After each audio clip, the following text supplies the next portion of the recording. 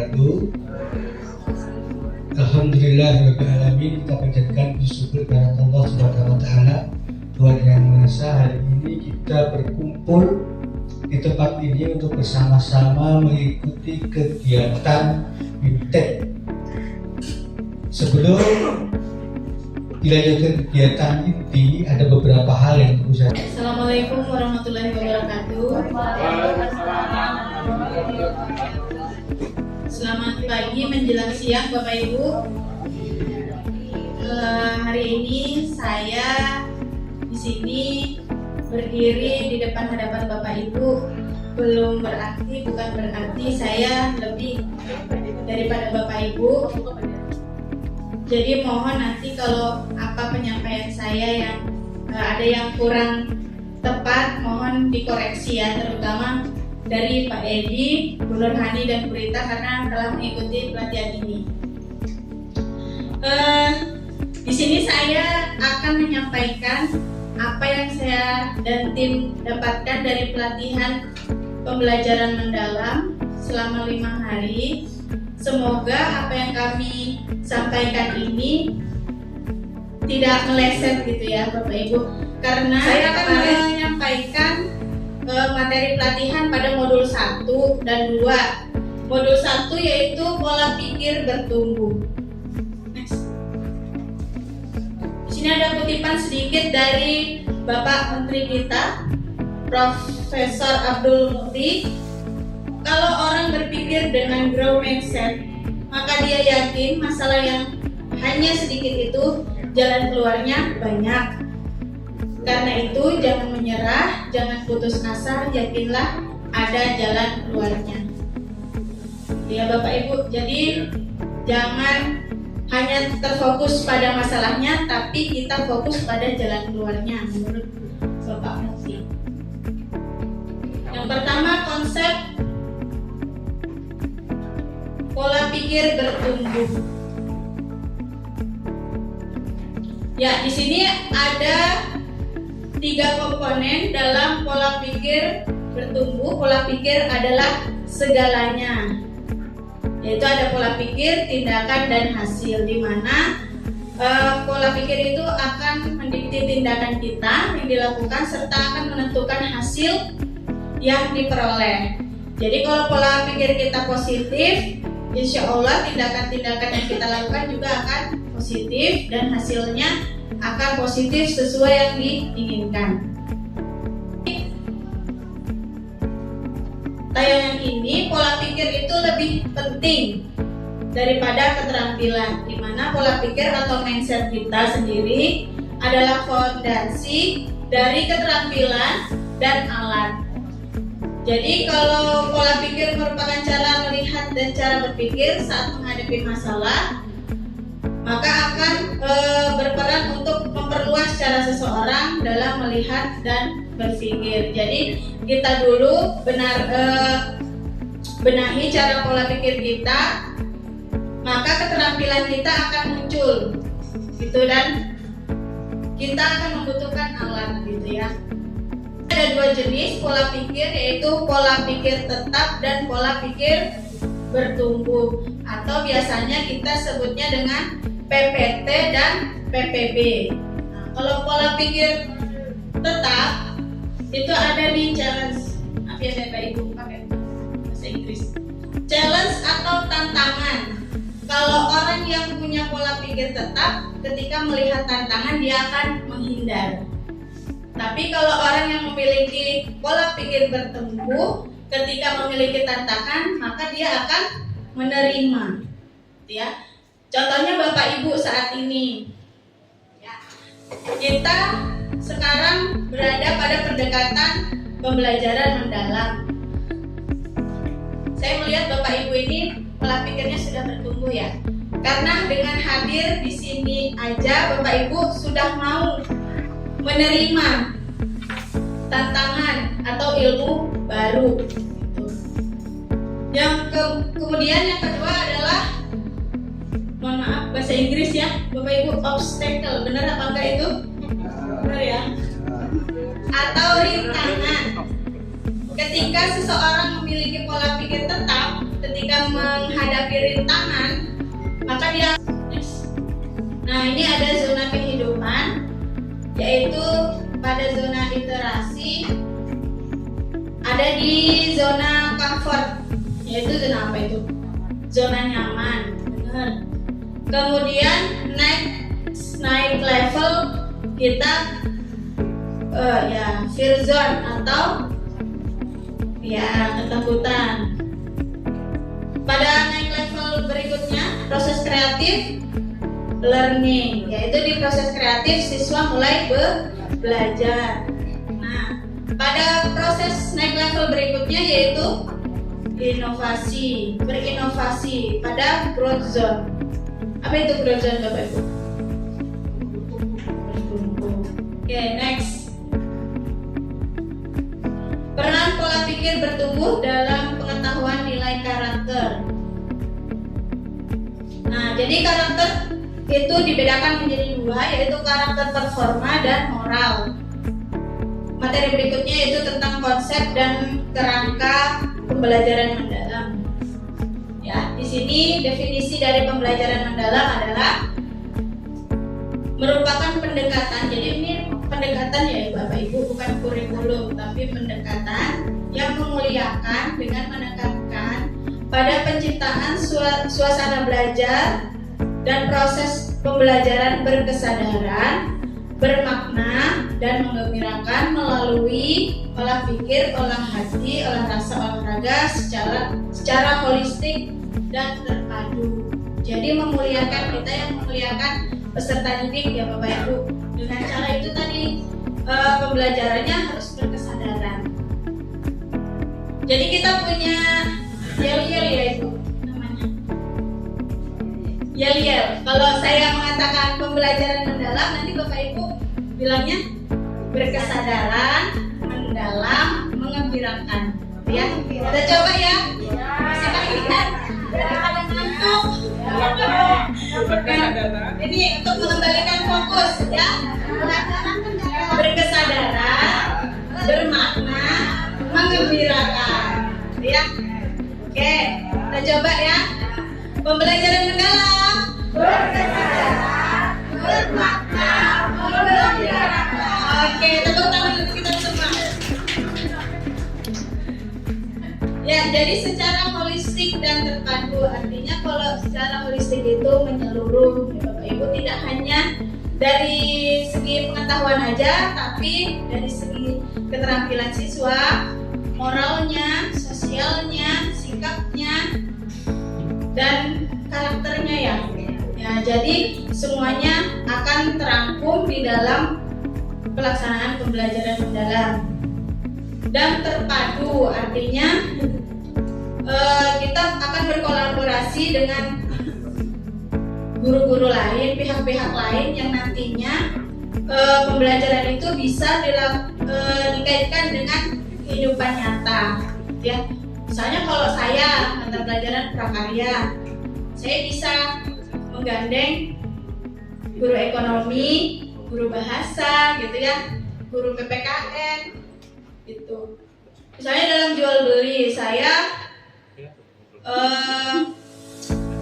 mengajarkan tentang penghitungan laba rugi. Laba rugi atau gimana? Saya juga rugi laba. Nah, kemudian pelajaran PKN-nya mungkin bisa menanamkan kejujurannya dalam transaksi, gitu ya. Kemudian agamanya apa, Bu Hani misalnya? Riba itu tidak boleh, gitu ya. Jadi terpadu. Ini tentang memuliakan di dalam pembelajaran. Dalam penerapan pembelajaran mendalam, semua pihak yang terlibat saling menghargai, menghormati dengan mempertimbangkan potensi, martabat, dan nilai-nilai kemanusiaan. Jadi kita menghargai ya Bapak Ibu, menghargai apa yang dilakukan oleh siswa kita di dalam kelas, menghormati. Pembelajaran mendalam yang pertama ada prinsipnya berkesadaran, bermakna, dan menggembirakan melalui olah pikir, olah hati, olah rasa, olahraga untuk mewujudkan profil lulusan, yaitu 8 dimensi profil lulusan. 8 dimensi profil lulusan. Yang pertama yaitu keimanan dan ketakwaan terhadap Tuhan Yang Maha Esa. Kemudian yang kedua ada kewargaan, yang ketiga penalaran kritis, 4 kreatif, kelima kolaborasi, 6 kemandirian, 7 kesehatan, dan 8 komunikasi. Nah, sekarang kita masuk pada kerangka pembelajaran mendalam. Jadi kerangka itu ada 4, Bapak Ibu. Keempat-empatnya jika masuk di dalam proses pembelajaran itu sangat baik. Namun jika tidak juga tidak apa-apa. Yang penting poin 1 dan 3, mohon maaf ya, 1 dan 3 harusnya 2, 1 dan 2 gitu ya. Penomorannya 1 dan 3 itu yang wajib. Yang wajib masuk di dalam perencanaan itu minimal 2 poin itu. Yang pertama praktik pedagogis. Tentunya ini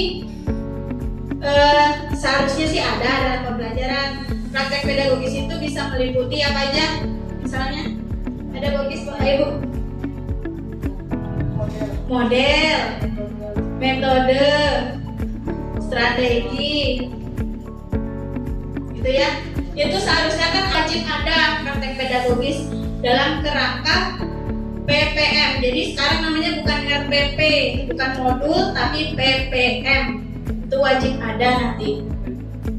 Perencanaan pembelajaran mendalam yang nanti akan disampaikan oleh Bu Rita. Ya. Jadi praktek pedagogis yang pertama harus ada. Yang kedua, mohon maaf keduanya yang nomor 3 ya, wajib ada itu lingkungan belajar.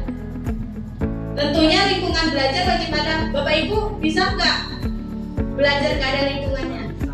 Ya, lingkungan belajar tapi tidak harus di kelas ya Bapak Ibu. Apa aja misalnya lingkungan belajar selain di kelas? Ya bisa, gazebo, benar. Di taman, di perpus, ya DPR di bawah pohon rinda, apatah istilah baru ya. Terus waktu COVID kita pakai ruang belajarnya apa? Virtual, benar ya?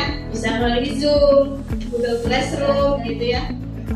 Nah itu termasuk ke dalam lingkungan belajar. Dan satu lagi ternyata Bapak Ibu, selain di kelas dan ruang virtual, juga ada namanya lingkungan budaya belajar. Jadi 3 lingkungan belajar itu: kelas, di luar kelas atau virtual tadi, dan budaya belajar. Kemudian ada kemitraan belajar, kemitraan pembelajaran, pemanfaatan digital. Jadi pemanfaatan digital ini tidak wajib.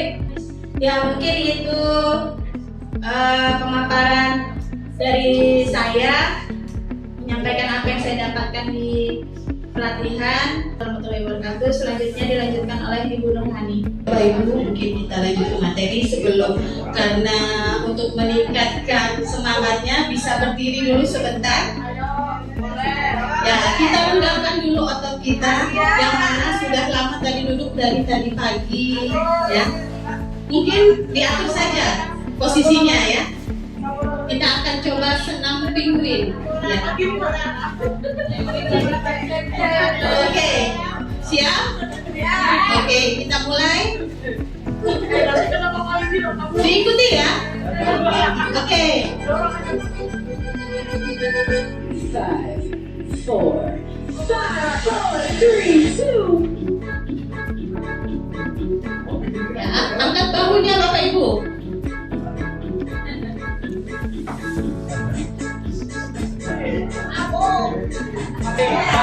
Pembelajaran mendalam. Ayo.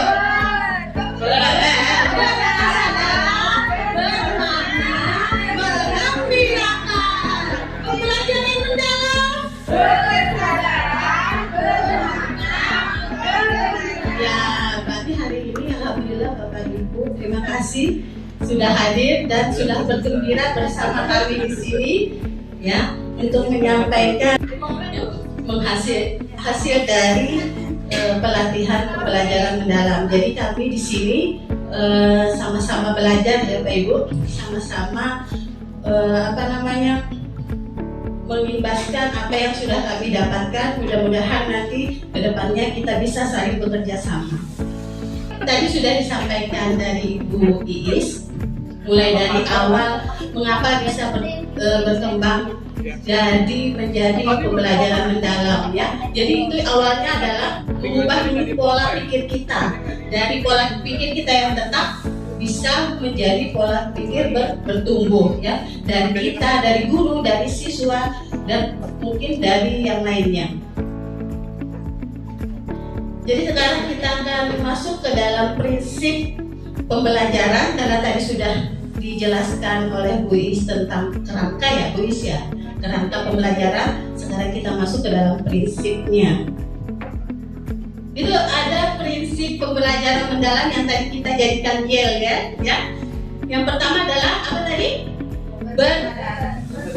Berkesadaran, bermakna, mengembirakan. Jadi itu 3 prinsip yang akan masuk ke dalam pembelajaran mendalam itu. Berkesadaran berarti kata awalnya apa itu? Sadar ya Pak Ibu.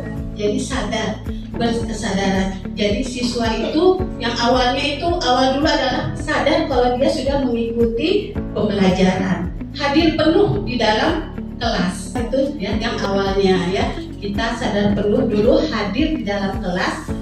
Kita tujuannya apa? Ya, misalnya kita ingin belajar di kelas, nah itu kita sadar bahwa kita sebagai siswa itu maksudnya dari berkesadaran. Kemudian bermakna, kata umumnya makna ya, berarti dia mempunyai makna. Ketika kita menyampaikan materi, siswa tahu tujuan dari yang kita sampaikan. Kemudian mengembirakan ya, kalau mengembirakan bagaimana Bapak Ibu biasanya kalau di kelas mengembirakan?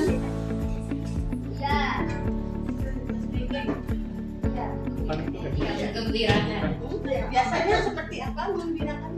Kalau saya kan sering mengadaptasi joyful learning gitu, jadi sering menggunakan games. Contohnya kayak saya pakai Zquiz, pakai game telepati, pakai juga sudah masuk ke dalam mengembirakan ya Bapak Ibu, karena dengan berbagai macam permainan dan digital itu bisa juga membuat siswa kita membuat menjadi gembira. Atau paham yang dikatakan Bu Hikmah itu mungkin metodenya ya, atau bagaimana caranya, salah satu dari yang dilakukan Bu Hikmah. Nah itu prosesnya itu memang, makanya dari awal itu berkesadaran dulu prosesnya itu.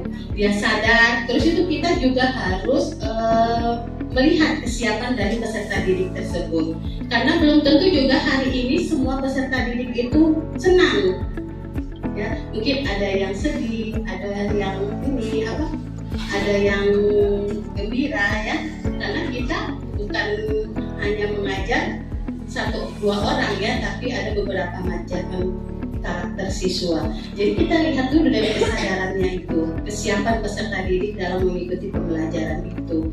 Karena itu prosesnya itu mengikuti 3 prinsip itu, bermakna, kemudian mengembirakannya, sama seperti Pak Habul, agar mereka tidak takut kan, tidak takut ketika dia bertanya salah, takut nanti disalahkan ya.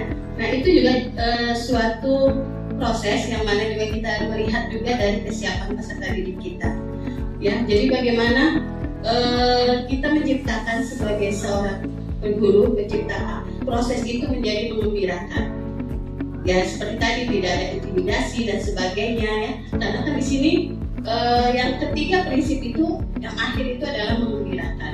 Karena momen, Bapak Ibu tahu aha momen? Nah itu aha momen ya. Nah yang tadi dikatakan Bu Iis dalam pembelajaran mendalam itu bisa melalui 4 tadi ya, olah pikir, olah rasa, olah hati, dan olahraga. Tadi kita sudah olahraga. Nah, yang tadi sudah prinsip ya. Sekarang kita masuk ke dalam pengalaman belajar. Jadi pengalaman belajar itu sama juga dengan tadi ya, prinsip ada 3 juga ya. Kalau prinsip tadi apa Kak Yoga?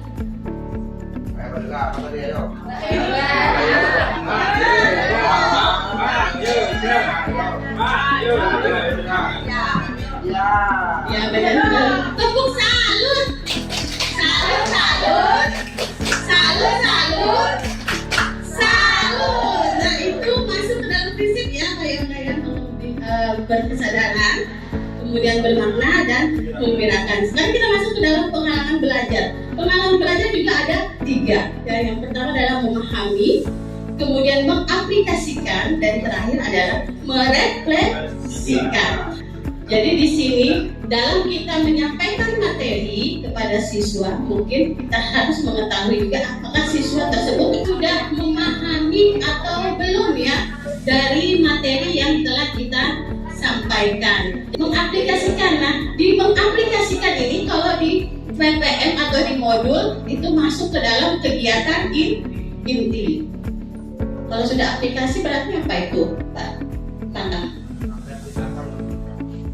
Penerapan ya. Sudah apa, Pak? Mengaplikasikan?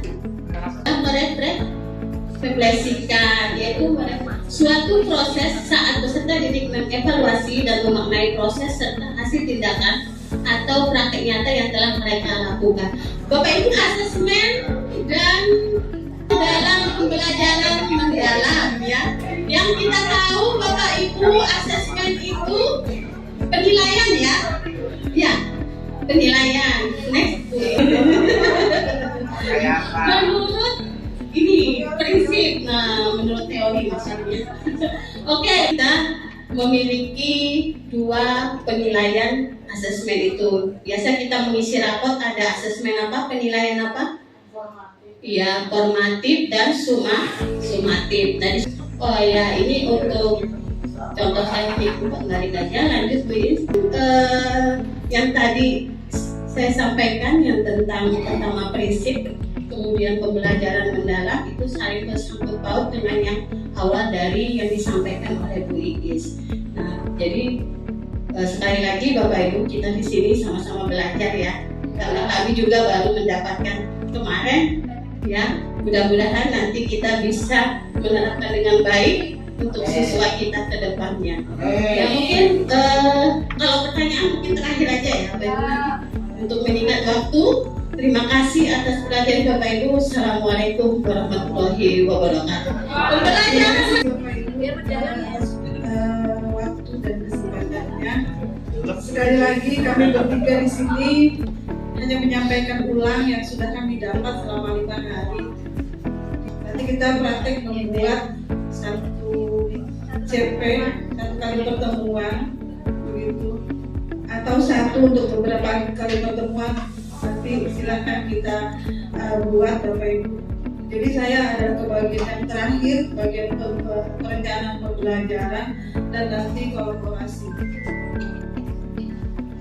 Di perencanaan ini materinya sudah banyak dipaparkan tadi dengan Ibu Iis dan Bu Nurhani.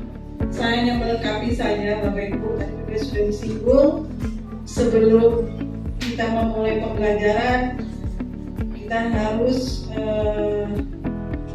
memahami siswa dulu atau memberikan pertanyaan pematik dulu supaya apa sih yang mau kita pelajari pada saat kita belajar.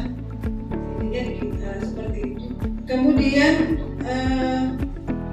pembelajaran mendalam ini juga masih di kurikulum Merdeka, hanya saja pendekatannya di pembelajaran mendalam. Tadinya juga sebelum pembelajaran mendalam itu terdiri dari 4 poin Bapak Ibu. Yang pertama adalah identifikasi. Yang identifikasi ini terdiri dari mengidentifikasi kesiapan murid. Kita karakteristik materi pelajaran. Jadi kita pahami dulu materi yang mau kita sampaikan apa. Kemudian menentukan dimensi profil kelulusannya. Tadi ada. Kemudian yang kedua, desain pembelajarannya. Nah, kemitraan ini yang memang mungkin belum pernah di matematika ada penggabungan jumlah misalnya. Nah, maka saya akan berkolaborasi dengan guru ekonomi. Kemudian kemitraannya nanti bisa bekerja sama dengan orang tua. Karena saya kan bukan ahlinya untuk masalah ekonomi begitu. Kemudian yang terakhir itu adalah pemanfaatan digital. Nah, pemanfaatan digital ini alhamdulillah kita sudah ada 4 tempat yang bisa digunakan ya Bapak Ibu. Di lab fisika, kimia, kemudian di lab biologi, di perpustakaan, kemudian di lab komputer. Silahkan kita gunakan semaksimal mungkin. Kemudian yang paling lengkap setelah kami cermati Bapak Ibu. Nah, di sana seperti modul atau RPP yang lama juga sama Bapak Ibu, hanya namanya saja dari yang tadinya modul menjadi PPSM diharapkan membuatnya Bapak Ibu. Identifikasinya mata pelajarannya sudah jelas kan gitu ya. Harus dicatatkan Bapak Ibu ya. Ada 8 kan tadi ya? Ada 8. Kemudian desain pembelajarannya. Kemudian apabila mata pelajaran Bapak Ibu itu ada lintas dengan mata pelajaran lain, nanti dituliskan. Umpama misalnya saya turunan, lintasnya ke fisika, bisa. Pelajarannya tidak ada terkait, mungkin nggak usah aja Bapak Ibu. Kalau ada, alangkah baiknya dituliskan. Jadi wajib. Ada kan materi matematika yang tidak ada berkaitan dengan materi lain? Tidak mungkin saya kaitkan dengan materi pembelajaran yang lain gitu, Bapak Ibu. Itu disesuaikan saja. Tidak semua. Kemudian juga pembelajarannya Bapak Ibu sudah sering juga membuatnya. Kemudian topiknya. Topik ini materinya apa? Kemudian praktek pedagogisnya, metodenya apa? Kemudian strategi pembelajarannya apa? Pemanfaatan digital saya rasa ini sudah sangat dimanfaatkan oleh teman-teman kita semua. Kemudian di pertemuan itu diuraikan seperti ini Bapak Ibu. Di dalam lain mungkin ini kenapa ada Bapak Ibu disarankan berkolaborasi dengan teman sejawatnya, umpama guru fisika dengan guru matematika atau guru manapun. Alasannya adalah kemarin ada studi kasus ketika di sebuah sekolah itu Bapak Ibu seringnya memberikan tugas bermacam-macam setiap guru. Mama yang satu suruh buat video bagaimana mengolah makanan. Kemudian yang satu ibu guru bahasa Indonesia misalnya menyuruh membuat video supaya anak ini tidak terlalu berat, gitu ya. Mungkin Bapak Ibunya bisa berkolaborasi mengerjakan satu tugas tapi untuk semua mata pelajaran. Nah, ini kasus kemarin yang kami disuruh proyek lintas mata pelajaran dilaksanakan. Yang tadi saya singgung, guru bergantian peran gitu, di dalam kelas. Maksudnya bisa bergantian peran. Kalaupun ini bisa dilakukan, tapi kalau tidak bisa juga tidak masalah gitu Bapak Ibu. Ini kan untuk menghemat waktu mungkin ketika ingin memberikan penugasan. Kemudian evaluasinya, kemudian identifikasi tantangan. Saya rasa ini paparan saya untuk materi terakhir. Kurang lebihnya saya mohon maaf. Nah ini Assalamualaikum warahmatullahi wabarakatuh. Masih yang sama. Pertanyaan saya di dalam apa sebutannya sekarang? PPM tersebut itu ada lintas disiplin ilmu. Nah, pertanyaan saya pertama, apakah itu wajib? Tuh, karena kalau bahasa Indonesia itu kan luas ya, Bapak Ibu.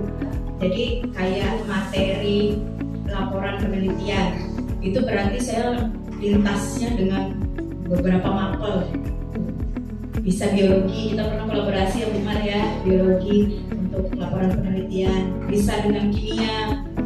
Nah, apakah itu wajib dituliskan? Kemudian yang kedua, apakah hanya cukup dituliskan atau kita juga saya misalnya sebagai guru bahasa Indonesia yang di PPM tadi ada tertulis lintas disiplin ilmu itu wajib wajib Ambil contoh ada 8 profil tulisan. Ketika kita mengajar hari ini kan tidak harus 8 itu nomor semua. Ya kan? Ketika saya membuat perencanaan hari ini tidak semua terintegrasi dengan pelajaran lain.